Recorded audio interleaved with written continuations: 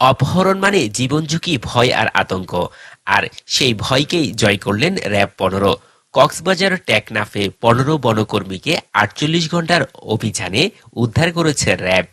৩১শে December বিকেলে টেকনাফ থানাধীন Hilaire জাদিমুরা ও জুম্মাপাড়া এলাকা থেকে অপহৃত বনকর্মীদের উদ্ধার করা হয়। র‍্যাবের মুখপাত্র স্কোয়াড্রন লিডার মোহাম্মদ তৌহিদুল মুবিন খান বলেন, বিশাল, আপনারা দেখেছেন ইতিমধ্যে যে কতটা দুর্গম এই এলাকা এবং কত বৃহৎ এই পাহাড়ি এলাকা।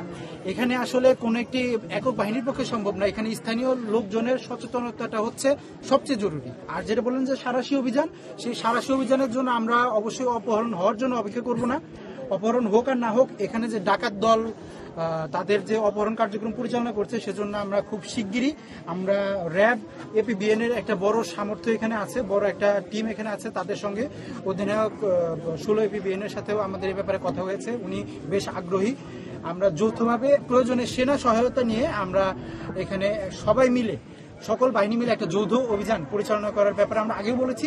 তবে এখন এটা আসলে খুব বেশি জরুরি হয়ে দাঁড়িয়েছে, যাতে আমরা এ ধরনের ঘটনা আর না ঘটে এবং কমে যায় নিয়ন্ত্রণ। অপহরণকারীরা ফোনে জনপ্রতি ১ লক্ষ টাকা মুক্তিপণ দাবির বিষয়টি সামাজিক যোগাযোগ মাধ্যমে স্থানীয় জাতীয় পত্রিকায় ব্যাপক চাঞ্চল্য সৃষ্টি করে। এতে স্থানীয় জনসাধারণের মনে আতঙ্ক, ভয় বিরাজ করে।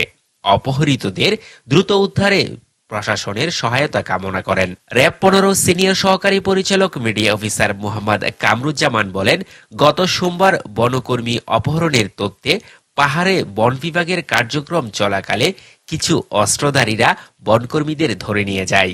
র‍্যাবের পেশাগত দায়িত্ব পালনের সক্রিয়তায় জীবন ঝুঁকি সত্ত্বেও এমন চাঞ্চল্যকর, দুঃসাহসিক, চ্যালেঞ্জিং সাঁড়াশি অভিযান সিপিসি-১ টেকনাফ ও সিপিসি-২ হোয়াইকং ক্যাম্পের যৌথ অভিযানে আধুনিক তথ্য প্রযুক্তির সহায়তায় দিনরাত নিরলস সম্মিলিত প্রচেষ্টায় স্থানীয় জনসাধারণ, সাংবাদিক ও বন বিভাগের সহায়তায় বনকর্মীরা উদ্ধার হয়। অপহরণকারী সন্দেহে ২ জনকে জিজ্ঞাসাবাদ ও মূলচক্রের পরিচয় শনাক্তে অভিযান কার্যক্রম চলমান। উদ্ধার বনকর্মীদের বিষয়ে বন বিভাগ বাদী হয়ে মামলা প্রক্রিয়াধীন। মোহাম্মদ মাসুদ, এসবিশন টিভি।